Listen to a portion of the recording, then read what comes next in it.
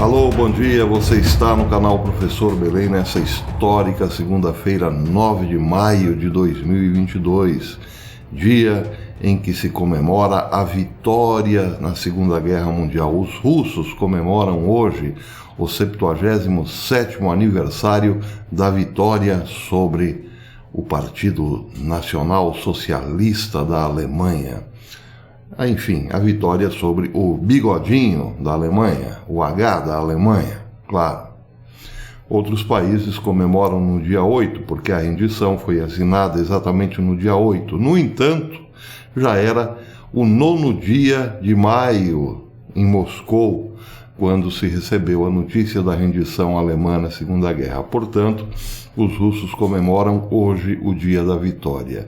E nesta comemoração, Vladimir Putin falou muito duro. Mas eu já explico sobre isso. Antes quero mandar um grande abraço para Sedna Rodrigues. Ela mora na fazenda Lírio do Campo, no município de Peixe, no Tocantins. Então está aí o meu grande abraço ao estado do Tocantins, a Suedna Rodrigues, na fazenda Lírio do município de Peixe. Lembrei do Romário agora. Bem, o RT News informa que na comemoração deste ano, o grande desfile conta com a presença de 11 mil representantes das Forças Armadas e equipamentos militares, incluindo veículos de infantaria, tanques, unidades do sistema de mísseis tático operacionais Iskander-M, sistemas de lançadores de foguetes múltiplos Tornado-G, o sistema de defesa S-400, antissistema de defesa de aeronaves, juntamente com mísseis balísticos intercontinentais RS-24 EARS, baseados em dispositivos móveis, entre outras peças de artilharia, por exemplo. Bem, o que importa nesse caso, já que estamos enfrentando uma guerra, foi a declaração de Vladimir Putin. Ele disse os motivos por que a Rússia invadiu a Ucrânia, mas sua conversa foi ainda mais dura, seu discurso foi ainda mais incisivo. Ele fez uma associação da Alemanha nazista com os Estados Unidos de hoje, uma comparação, e disse, acabou admitindo, nas entrelinhas do discurso, que a Rússia está em guerra com os Estados Unidos e seus aliados, e não propriamente com a Ucrânia. Bem, eu fiz aqui algumas anotações do discurso de Putin. Ele começou dizendo que a defesa da pátria, quando seu destino foi definido, foi sempre sagrada.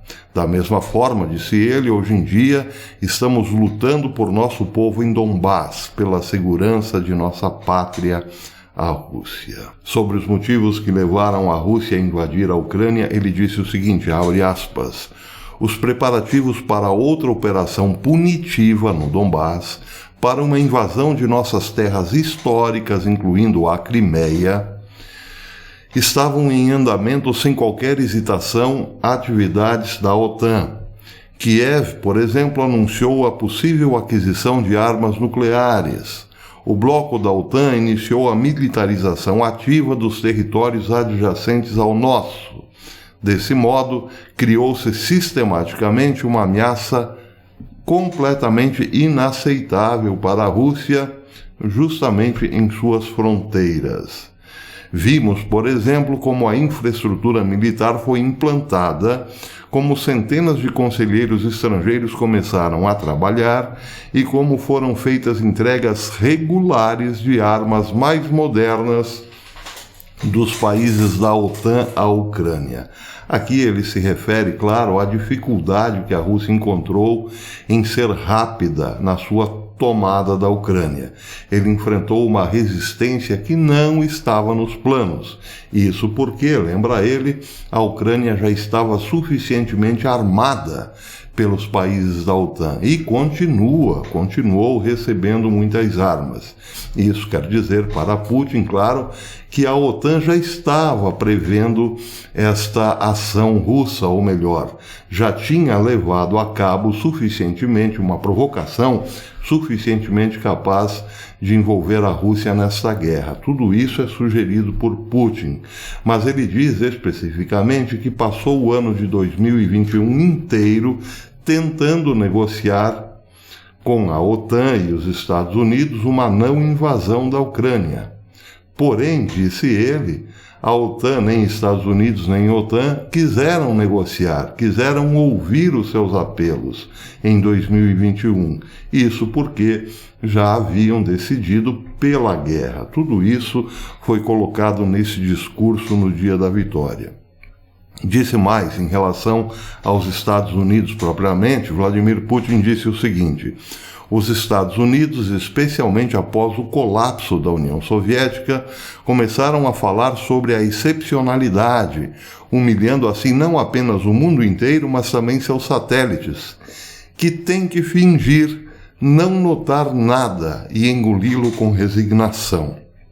A Rússia, no entanto, disse ele, tem um caráter diferente. Os russos nunca desistirão do amor à pátria, fé, valores tradicionais, costumes ancestrais e respeito por todos os povos e culturas. Aqui, claro, Vladimir Putin repete o discurso tanto do patriarca russo, da Igreja Ortodoxa Russa, como também de seu, dizem, filósofo de cabeceira, Alexander Dugin.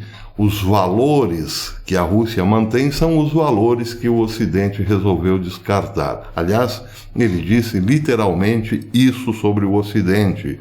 O Ocidente, aparentemente, decidiu cancelar esses valores antigos, os valores cristãos.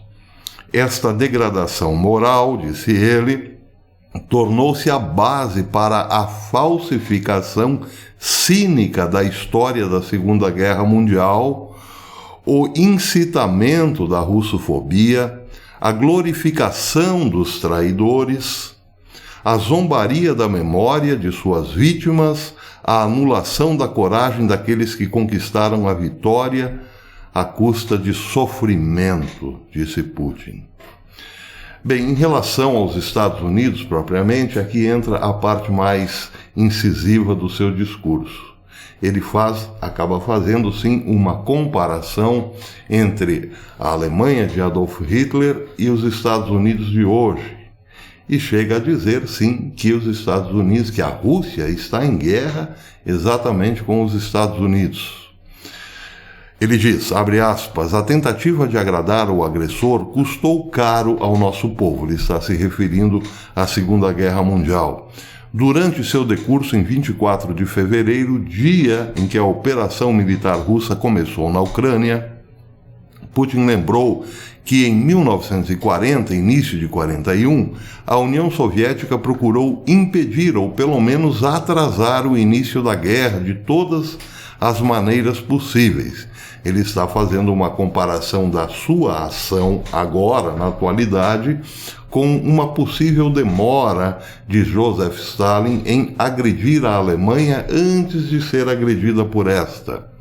E para isso, então, disse ele, tentou não provocar até o último momento o potencial agressor, não executou ou adiou as mais necessárias e óbvias medidas de preparação para repelir o inevitável ataque e as medidas que finalmente foram tomadas, desastrosamente tardias.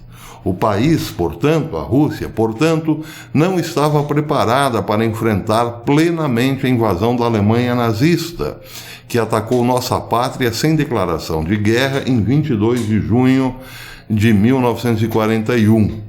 O inimigo foi detido, a Alemanha foi detida e depois derrotada, mas a um custo colossal. A tentativa de agradar o agressor às vésperas da Grande Guerra Patriótica foi um erro que custou caro ao nosso povo.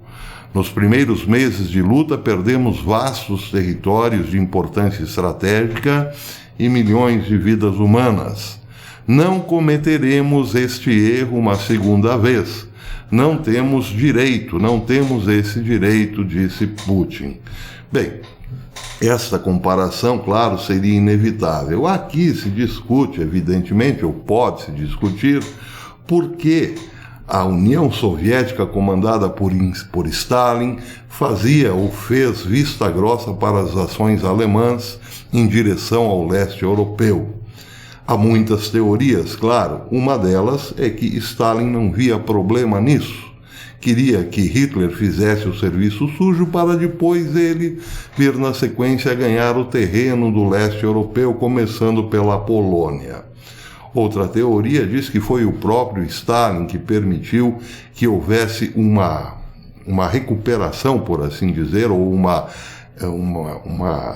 um ressuscitar das forças armadas da Alemanha, que haviam perdido a Primeira Guerra Mundial e estavam proibidas de formação militar. Isso tudo teria acontecido em território russo. Bem, isso é histórico, mas o fato é que a comparação de hoje, de Vladimir Putin com a Segunda Guerra Mundial, tem sim um elemento chave nessa história.